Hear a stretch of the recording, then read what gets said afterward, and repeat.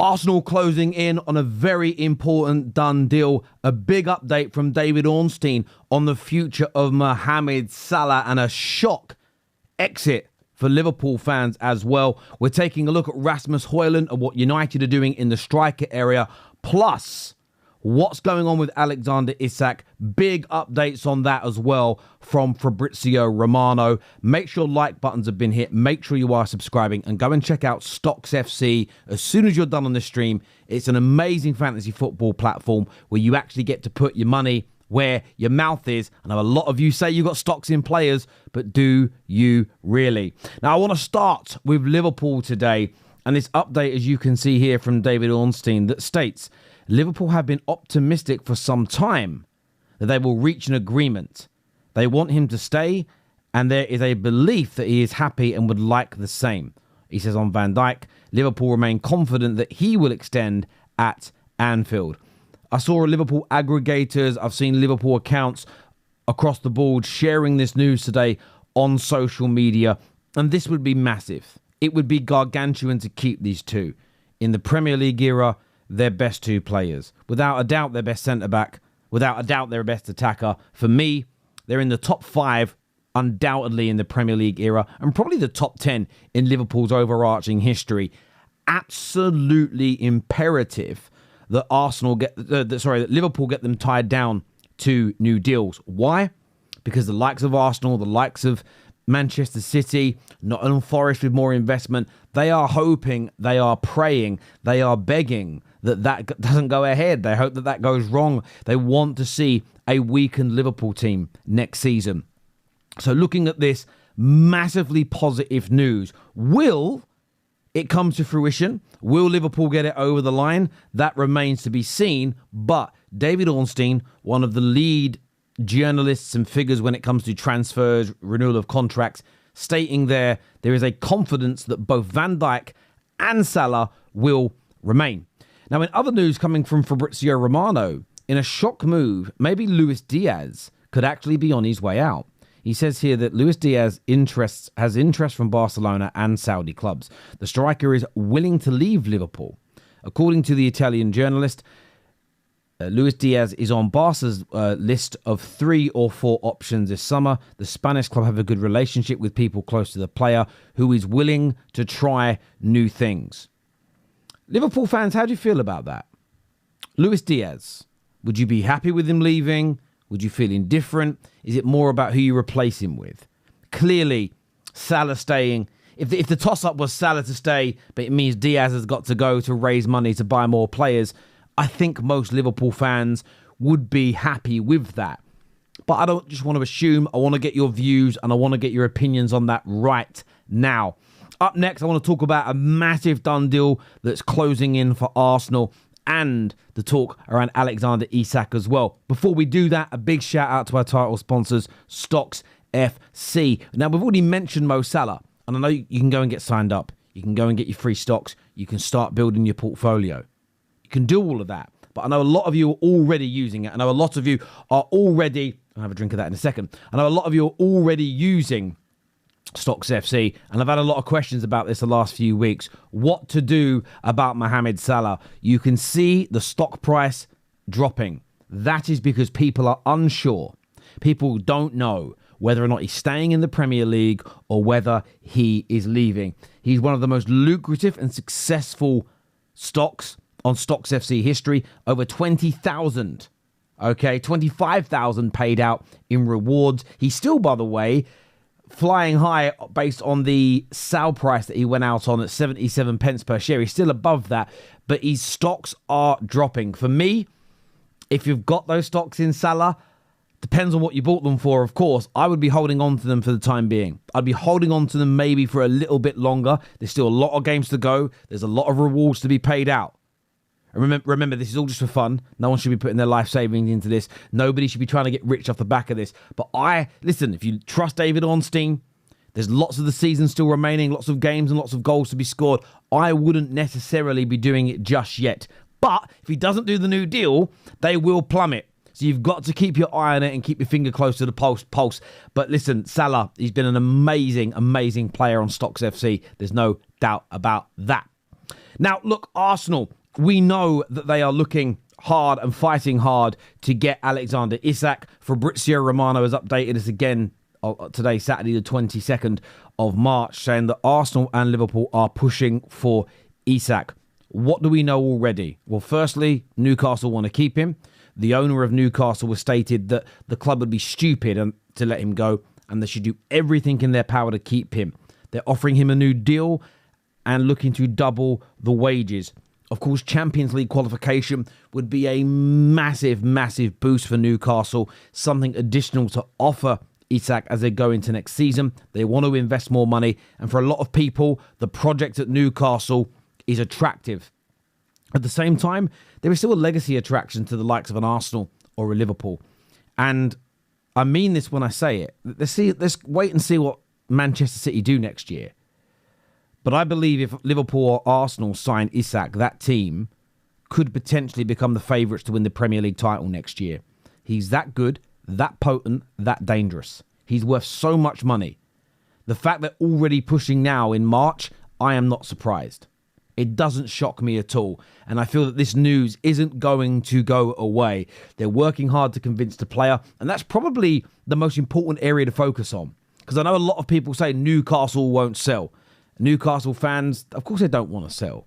But if the player's head is turned, if the player says, actually, I'm not going to sign a new deal. I want to be a Liverpool player.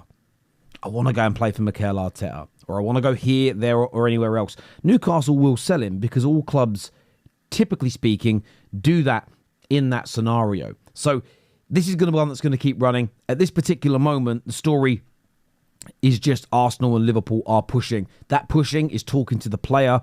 It'll be a lot of you will say, isn't that tapping up? It's via intermediaries, so no tapping up, no rules are being broken around there. Still massive on the priority list. In other news for Arsenal, which I think is also just as important, is a big story today in the Daily Mail that Arsenal will hand the 18-year-old Ethan Nwaneri a new 5-year contract to fend off interest from Manchester City and Chelsea. And that's key.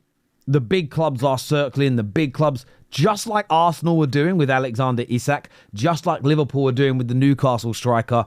Chelsea, City and others are doing the same with Ethan Nwaneri. They're knocking on the door of his family. They're trying to get in contact with the agent and they're saying, look, what's he being paid? We're willing to give him X. Chelsea are probably willing to give him a 10-year deal at like 60, 70 grand a week, which is a huge amount of money that is guaranteed to a young man. Man City, does it need to be explained? They've got Pep Guardiola as their manager. They're not going to win the league this year, but they're 4-time winners on the bounce. They've done trebles. They're looking to rebuild. I think the lack of output on their flanks is massive. They've got Silva, who's on his way out. They've got KDB. I would not be surprised to see that City are saying, listen, this young man could be the answer, a solution to those areas for the football club. He's creative. He can cross. He can score goals. He's got an amazing left foot. So Arsenal, of course, closing in quickly on a new 5-year deal. It stops any possibility of him going, which I think is very, very small at this time, but I'll keep the same energy. Anyone can have their head turned at any moment in the transfer window, and I think that's the exciting element. But for me, in my opinion, when you look at these deals they're talking about with Arsenal, I think Ethan Nwaneri stays 110%. Right now, I only think there's a 20 to 30% chance that Alexander Isak leaves Newcastle United. Where he goes if he leaves, I actually think Arsenal was more likely than Liverpool. I just don't think FSG would spend the money and pay the wages, but I could be wrong about that. I'd love to get your views and your opinions in the comment section below. Now, back to a Fabrizio Romano update, and he states here that Manchester United are planning to bring in a top striker this summer. Now, first of all, that's music to my ears. Goals are so important for United.